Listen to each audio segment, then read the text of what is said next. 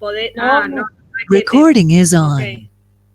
No, digo que un extremo, ¿sí? De esto que estamos hablando, de las emociones, todo esto tiene, por ejemplo, es un psicópata, ¿sí? Pero ya estamos hablando de una patología, de un rasgo psicopatológico ya muy serio, ya estamos hablando más de, podemos hacer un análisis de criminológico ya de lo que son los rasgos de un psicópata, pero bueno, eso es otra cosa, ¿sí? Pero bueno, vamos yendo con el tema y terminé ahí.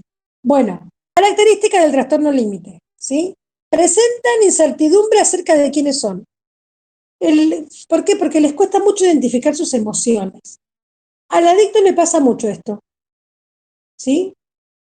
Por eso está muy asociado, porque el adicto no sabe qué siente, no sabe por qué lo siente.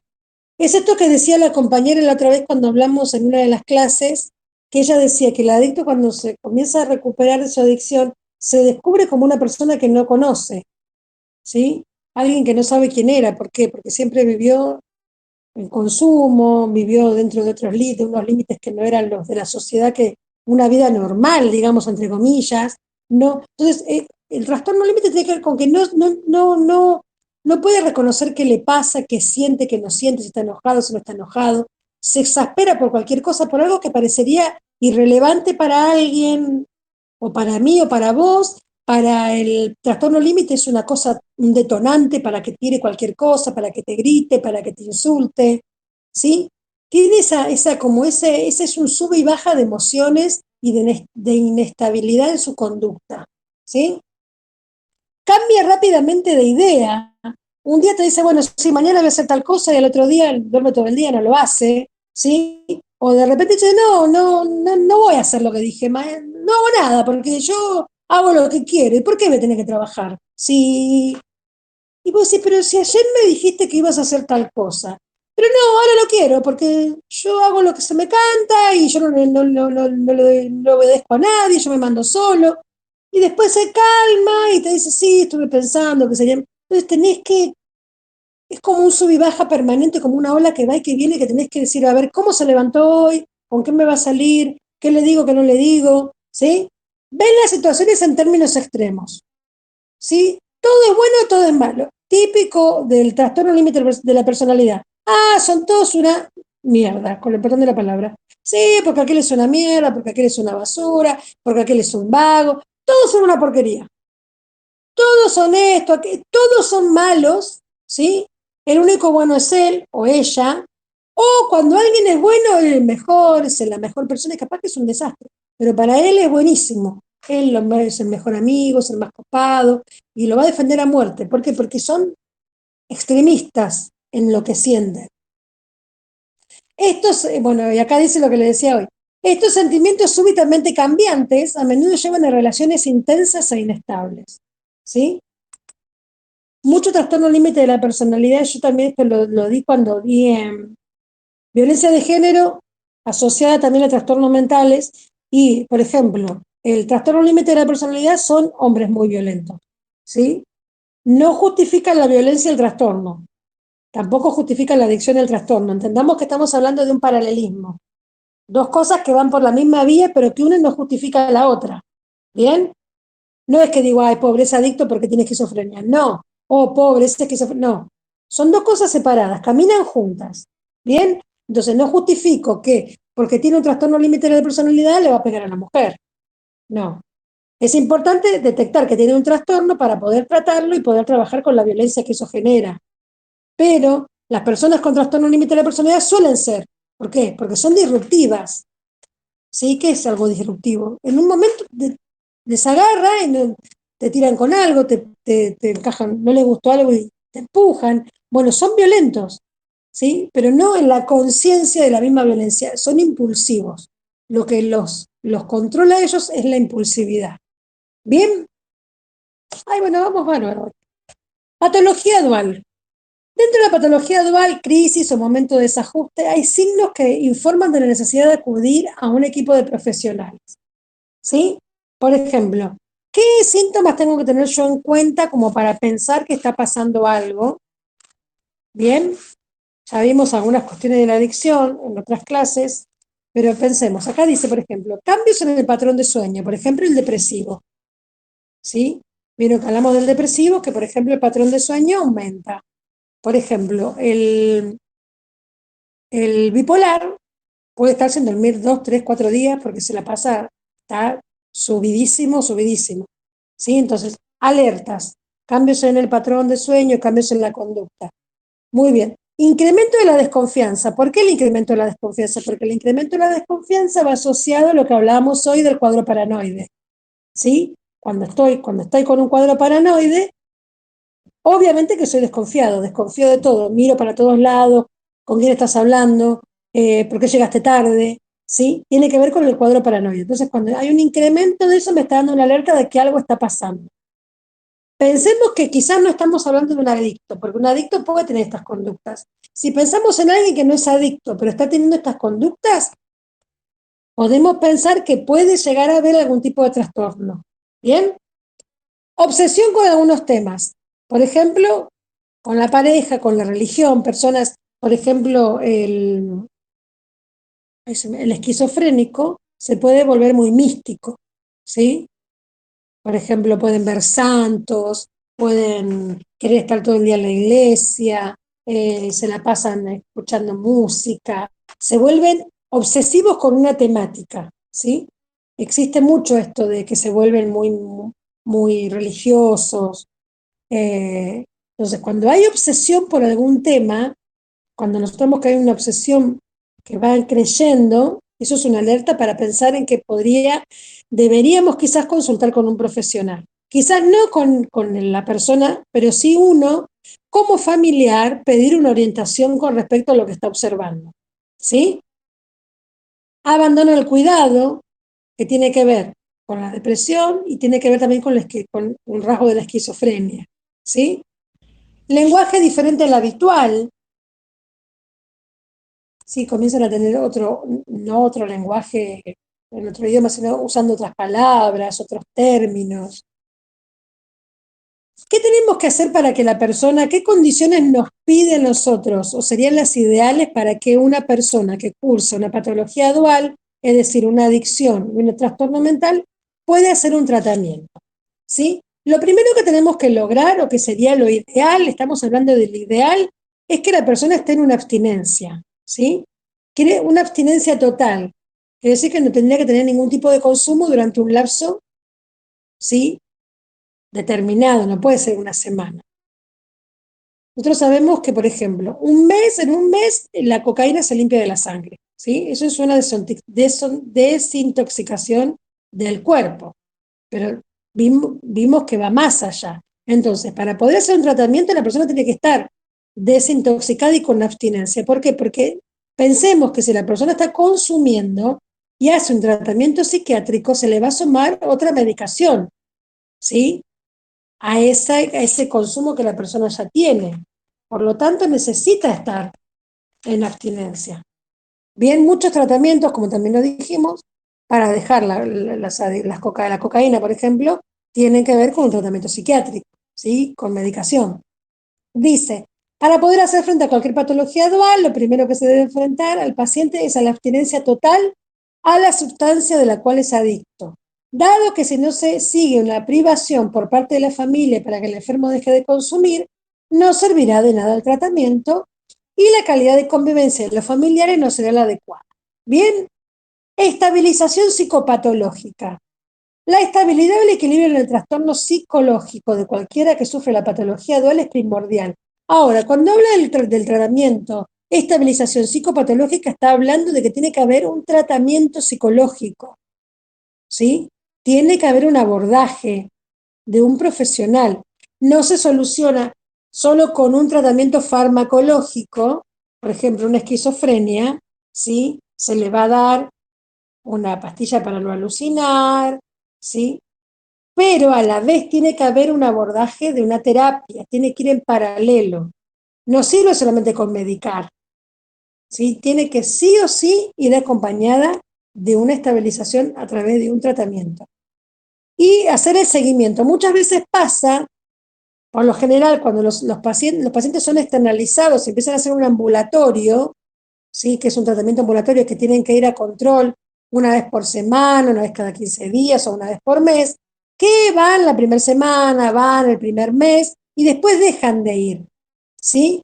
El seguimiento del tratamiento es fundamental. ¿Por qué? Porque lo que va a sostener que ese trastorno no tome el control de la persona, porque entendamos que son dos trastornos paralelos que terminan controlando a la persona. Una persona que está en un trastorno bipolar no es dueña de sus acciones, cree que está todo bien si me gasto todo el sueldo y quiero dormir todo el día y está creyendo que eso está bien. ¿Por qué? Porque el trastorno lo está controlando. Lo mismo pasa con la adicción. La compulsión hace que la persona ya no sea dueña de sus acciones, que termine actuando por la compulsión misma. ¿Qué estabiliza eso? El tratamiento, que es la medicación más el acompañamiento del psicólogo, el psicoanalista o el terapista que la persona decida, ¿sí? O la familia. Si yo no acompaño con eso, lo que va a pasar es que corro el riesgo de que el trastorno o la adicción vuelva, ¿sí? Entonces es fundamental. Ay, no, pero está re bien. Ay, no, pero yo lo veo también que yo he escuchado que no toma más la pastilla. Dejó el antipsicótico. No se puede dejar la medicación psiquiátrica de un día para el otro, porque se me ocurre a mí. O porque yo tomaba pastillas para dormir y no, ay, porque ahora duermo bien, no las tomo más. O el antidepresivo o el ansiolítico. No se pueden dejar las medicaciones psiquiátricas de un día para el otro. Necesitan ir gradualmente bajando la dosis, ¿sí? Es parte del tratamiento. Por eso es necesario que haya un seguimiento. ¿Bien? Muy bien. Condiciones complementarias para su tratamiento y me comí una P. Me di cuenta que me falta una P. Bueno, no digan nada cuando lo vean. Reconocer el problema, ¿sí? Si el paciente no reconoce que padece una patología dual y que tiene que ser tratada, los esfuerzos son en vano. Y eso lo sabemos con el adicto, ¿sí? Tiene que estar interesado por su tratamiento. ¿Por qué?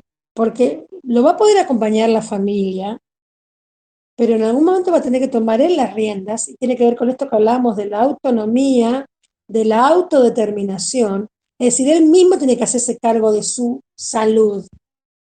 Va a tener que tomar el control de su tratamiento, ir a la supervisión, saber qué medicación tiene que tomar, en qué horario la tiene que tomar, por qué está tomando lo que está tomando.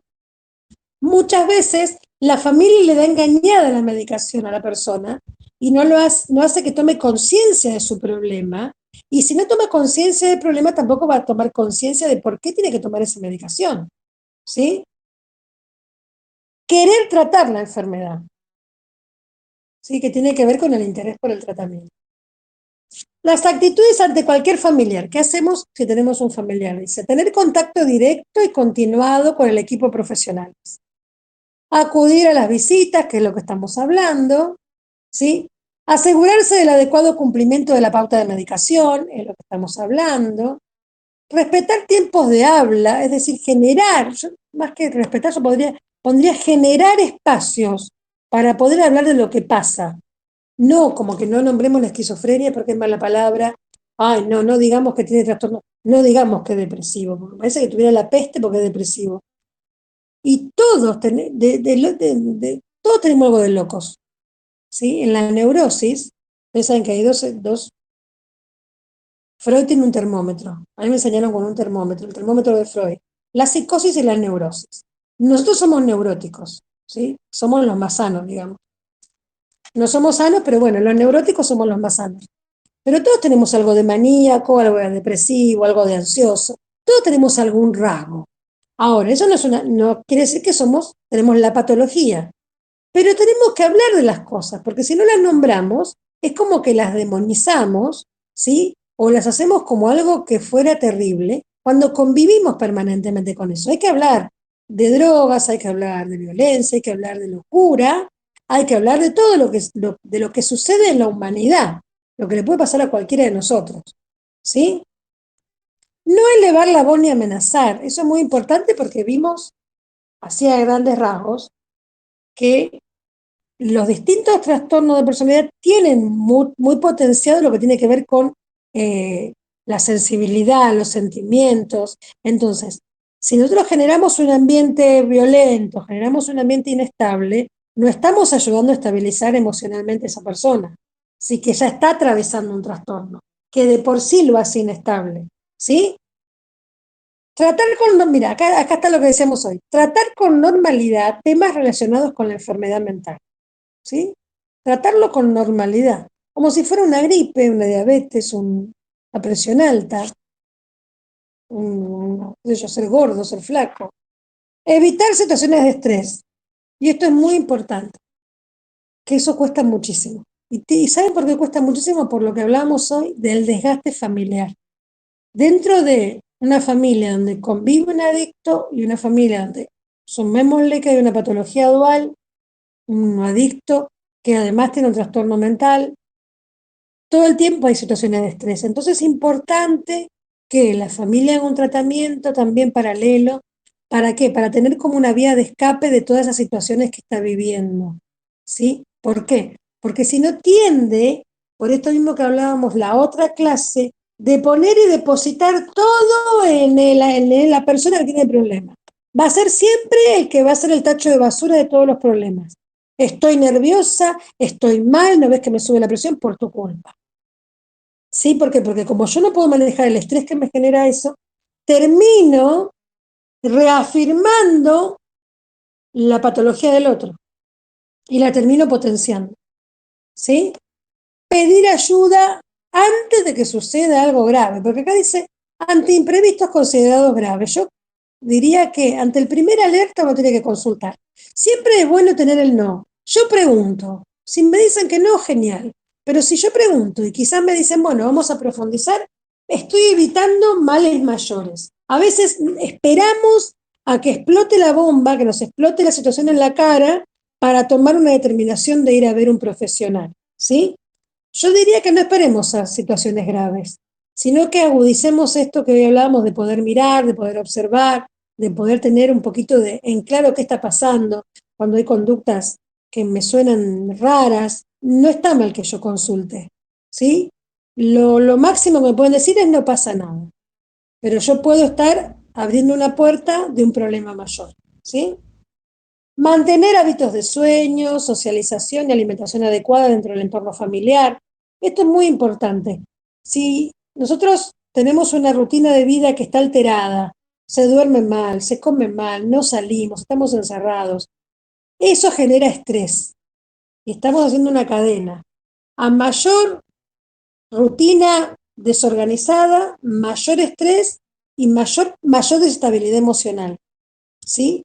Entonces, le echamos la culpa, a veces empezamos el círculo al revés, decimos, por culpa de que está así, yo no como, no duermo y estoy estresada. Cuando podríamos empezar a ordenarnos, ¿sí? Tratar de ordenarnos, de empezar a poner horarios que quizás al principio no se respeten, pero empezar a poner una normativa dentro de la familia sana, horarios de sueño, horarios de comida, empezar a salir o que venga alguien, empezar a socializar, no encerrarnos en el problema familiar, ¿sí? Para que la tensión baje y quizás esa desestabilidad emocional también baje. Si no empezamos al revés, la culpa la tiene él. Cuando yo no organicé, no empiezo organizando un poco también las rutinas. ¿Se entiende? Empezar al revés. Porque la base quizás está ahí. En caso de crisis, acudir a la urgencia de salud mental. Acá en Moreno tenemos la urgencia de salud mental, que está a las 24 horas, que uno va al hospital y está la guardia. Ante cualquier brote psicótico o alguna situación, se puede llamar a la ambulancia, pero no en todos los lugares sucede eso, ¿sí? Por eso es muy importante uno tener herramientas de saber cómo actuar, saber cómo contener, saber cuándo uno está en riesgo y cuándo no, sí, ser consciente, ¿no? Yo lo voy a decir de esta forma que no es quizás la más adecuada, pero yo sé que ustedes van a saber entender. No quedarnos envueltos en la locura del otro, ¿se entiende? Porque si no uno, el otro está en una situación inestable, está quizás en un consumo muy profundo, está en una paranoia, está con un cuchillo, está que ve que hay alguien y lo quiere matar y yo entro en esa locura, ¿sí? y pierdo la objetividad y mi intervención en ese momento no va a ser buena. Entonces yo tengo que tratar, a pesar de la situación estresante, tratar de mantener un equilibrio. Por eso es tan importante tener un lugar de escape con un tratamiento, con alguien, para poder estar estable y poder sostener esa situación en el primer momento, para luego derivarlo al profesional o dar la intervención, porque a veces en el primer momento no podemos recurrir a nadie. Entonces entramos en un estado de locura familiar, ¿sí? Que no ayuda en nada. Entonces es muy importante trabajar en nuestra estabilidad emocional. Nadie niega que convivir con un adicto o convivir con una persona que tiene un trastorno es desgastante, ¿sí? Pero es muy importante que seamos conscientes de ese desgaste y busquemos el apoyo necesario. Que no creamos que podemos soportarlo todo y que podemos hacerlo solos, porque no lo podemos hacer solos. Los papás no pueden solos, la pareja no puede sola, el hijo no puede solo con el padre no puede solo con el hijo. Necesitamos una red de apoyo, ¿sí? Una red de apoyo para nosotros también estar sostenidos para poder sostener esa situación. ¿Sí? Bien, bueno, vimos toda la clase hoy. Estoy contenta. Bueno, ¿alguna aporte, alguna pregunta, alguna cosa? ¿Alguien quiere decir algo? Nadie. Bueno, ¿les quedó claro? ¿Sirvió para algo? ¿Estuvo bien? Sí, ¿Flores? la Sí, verdad que sí, buenísimo. súper interesante. Sí, es muy lindo. Me gusta mucho lo que es psicopatología, pero bueno, hay que ser psiquiatra para muchas de estas cosas, es la realidad. Son tendencias que manejan bien los psiquiatras.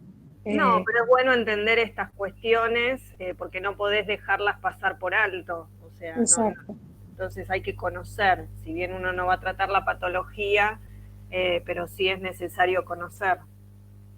Sí, yo siempre digo que es bueno saber, como para saber de qué estamos hablando, o en el marco también de que uno va a trabajar con otros profesionales. Yo se los digo a los acompañantes terapéuticos mucho esto, que ellos acompañan, por ejemplo, patologías graves, sí, esquizofrenias, entonces, o a personas que pasan por adicciones, muchas, o discapacidades, y tienen que hablar con psicólogos, con una reunión de equipo, con un psiquiatra, y el psiquiatra tiene esta cosa de que tiene como el saber absoluto, uno tiene mucho respeto por el psiquiatra, ¿no? Porque es como, oh, pero así también el psiquiatra muchas veces se la cree un poquito.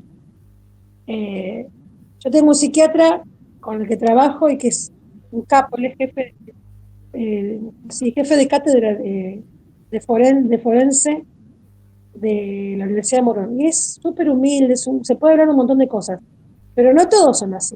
Y yo les digo, ustedes tienen que saber un poco, porque van a escuchar que hablan de distintas patologías, de distintos rasgos de personalidad, y tienen que saber el lenguaje técnico, conocer algunas temáticas. No son profesionales del área, pero sí tenemos que saber. Y como familia y como personas que nos interesa trabajar en el ámbito de las adicciones, tenemos que también conocer estas cuestiones para que cuando hablamos con otro profesional sepamos todos a qué nos estamos refiriendo y no quedemos como unos neófitos en el tema. Y también para las personas que acompañamos, ¿no es cierto? Entender, bueno, leemos una ficha, decimos este muchacho, fulano de tal, viene con un trastorno de esquizofrenia y bueno, yo sé más o menos de qué trata esto, qué sintomatología tiene, yo sé qué puedo hacer, qué no puedo hacer, ¿me entiendes? Entonces, desde ese lugar me parece que está bueno. Bueno, chicas, me sentí muy cómoda, muy lindo. Bueno, lamentamos que no pudimos el miércoles pasado, pero bueno, hoy le sacamos provecho. Y yo grabé yo, se me acomodó el celular, así que espero que esté todo bien.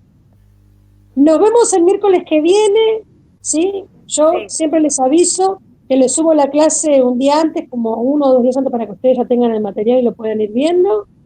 Eh, Tengo ahí ya preparado, ya vamos a hablar un poco más de familia, vamos a hablar un poco de abordaje familiar, de grupo de familia, de algunas cuestiones más de abordaje familiar. Y bueno, nos quedan 3 clasecitas más y nos vamos a despedir.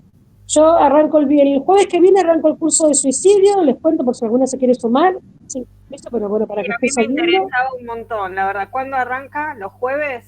los jueves 8:30, el jueves que viene. Pero bueno, igual que Después este me pasás curso, información. dale, te paso. Igualmente no hace falta estar, es lo mismo que acá. Yo voy a grabar todas las clases y las voy a subir a la plataforma y la que no puede estar las puede ver después, ¿sí? Y bueno, las dos primeras clases es bien el cuadro suicida, toda la conducta suicida, el abordaje de lo que es el, el suicida en sí, las características que tiene, y luego la tercera clase es la intervención en crisis, específicamente ante un intento de suicidio, qué hacer, qué no hacer, cómo abordar la situación, y la cuarta clase habla de cómo acompañar a la familia luego de que hubo un intento de suicidio de alguno de los miembros de la familia. Buenísimo. Es bien rápido, luego lo voy a hacer más profundo con un cuadro más de depresión y suicidio, por ejemplo, pero bueno, este es más específico y bien puntual, ¿sí? Así Bueno, que bueno, a Gracias, cocinar, Karina. a dormir, a mirar, no sé, si miran la novela o no sé qué hay ahora en la tele. Les mando un beso. Nos estamos viendo. Cuídense mucho. Chau, chau. Chao, chao.